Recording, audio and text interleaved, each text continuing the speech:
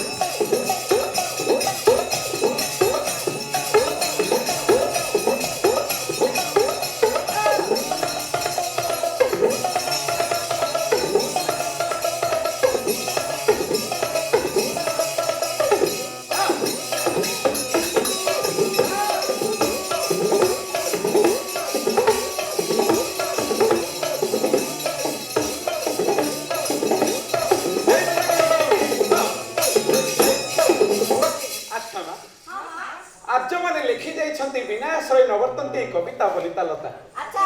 तुम्हें जिते सभा को आसिल निश्चित रूपे कहार ना कहार आश्रय आश्रय नहीं अच्छा कहार आश्रय नहीं मां सरस्वती आश्रय नहीं मां सरस्वती आश्रय नहीं तू मध्य नहीं हेले मां सरस्वती तुम डाक शुणिले ना ना शुणिले नहीं अच्छा कहीं शुणिले नहीं से बस टीवी देखुथिले कौन करथुले से बसी टीवी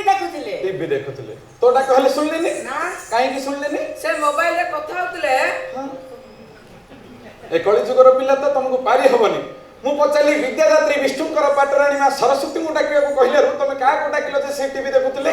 हमर जे वर्षार सरस्वती नानी ना दिए हां तांको डाकिली से बसी टीवी देखुथिले तू हले तांको पाखरे बसी की देखिलु देखिली ना पाकला पाना केडे छन छन तू का को डाकिलु न हमर जे वर्षार सरस्वती माउसी ना दिए मु तांको डाकिली तांके नारायण औषधले मोबाइल रे गप होउतिले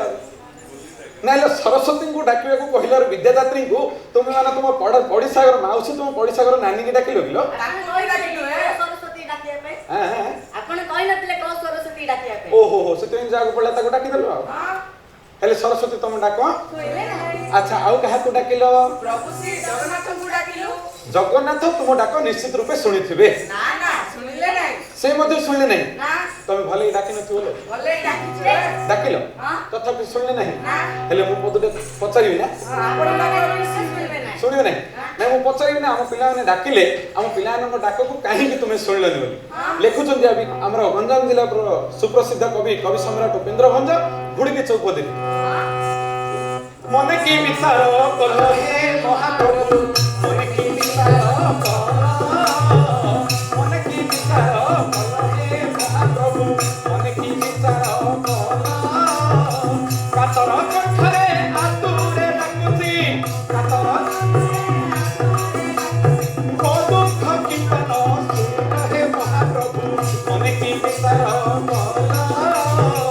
मने की विचार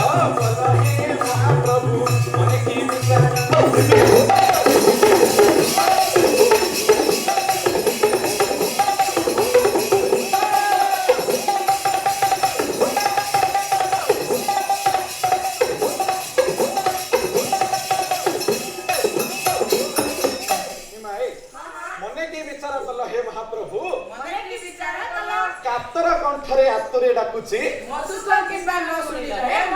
हे महाप्रभु हमरे छोट छोट पिला माने तांकर कातर कंठरे भययुक्त कंठरे केते आतुर होई कि तुमको डाकुचंती तथापि तुमे तांको डाक को सुनु ना केते केते महापुरुष मान को डाक को सुनिच किंतु हमरे छोट छोट पिला माने तुमको डाकुचंती आंको डाक डाको सुनिले नाही का डाक सुनितले जानिछु कि धरा धर ओइरी धरंता सुतमारी मुठरे ना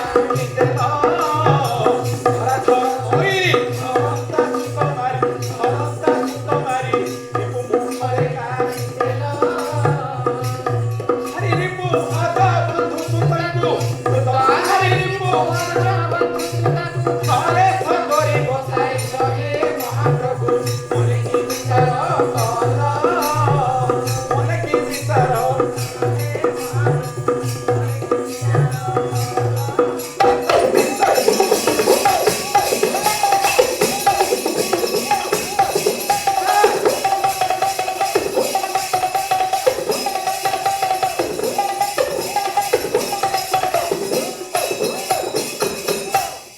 ମାଇ ତୁମକୁ ଗୋଟିଏ ପ୍ରଶ୍ନଟିଏ ପଚାରିବି ଉତ୍ତର ଦେଇପାରିବୁ ତ ଆଚ୍ଛା କହିଲେ ଦେଖିବା ଦିନେ ରାଧା ଦେବୀ ଯମୁନାକୁ କାହିଁକି ଯାଇଥିଲେ କୁଆଡେ କୁଆଡେ ଯାଇଥିଲେ ଆଲୋ ତମେ ମାନେ ଜାଣିନ ସେ ପୁରା ପାଣି ଆଣିବାକୁ ଯାଇଥିଲେ ହେଲେ ମୋ କଥା ରହିବନି ତମର ଆମର ମାଡଗୋଳ ଲାଗିବ ମାଡଗୋଳ ଲାଗିବ ଯେ ହେଲେ କାହିଁକି ମାଡଗୋଳ ଲାଗୁଛୁ ମୁଁ ତ କହିଲି ରାଧା ଦେବୀ ଯମୁନାକୁ ପାଣି ଆଣିବାକୁ ଯାଇଥିଲେ ନାଇଲୋ କଥାରେ କହିଲେ ହଉନି କିଲୋ ଶିକ୍ଷା ଦିଆଉଛି ଗାଲ ଉପରେ ଆଚ୍ଛା ସେ ସମୟରେ ହଟିଆ ନାଗର ଶ୍ରୀକୃଷ୍ଣ କୋଉଠି ଥିଲେ କି ତାଙ୍କ ଘର ମିଳୁଥିଲେ କହିଲା କଦମ୍ବ ଗଛ ମୂଳେ ଥିଲେ ଓହୋ ରାଧାଙ୍କ ଆସିବା ବାଟକୁ ଚାହିଁ ବସିଥିଲେ এই সময় কৃষ্ণচন্দ্র উপলক্ষ করে কହୁଛନ୍ତି লেখিলে আমার গঞ্জামর সুপ্রসিদ্ধ কবি কবি সম্রাট উপেন্দ্র ভঞ্জ ঘুড়ুকি চৌপদীরে চন্দ্রমুখী কিরণে উফা হইতিলারে ছিড়া হইতিলারে চন্দ্রমুখী কিরণে উফা হইতিলারে ছিড়া সরতনয়নী সারঙ্গমণি সরতনয়নী সারি গোটিয়ে বড়াউতিলারে চন্দ্রমুখী কিরণে উফা হইতিলারে ছিড়া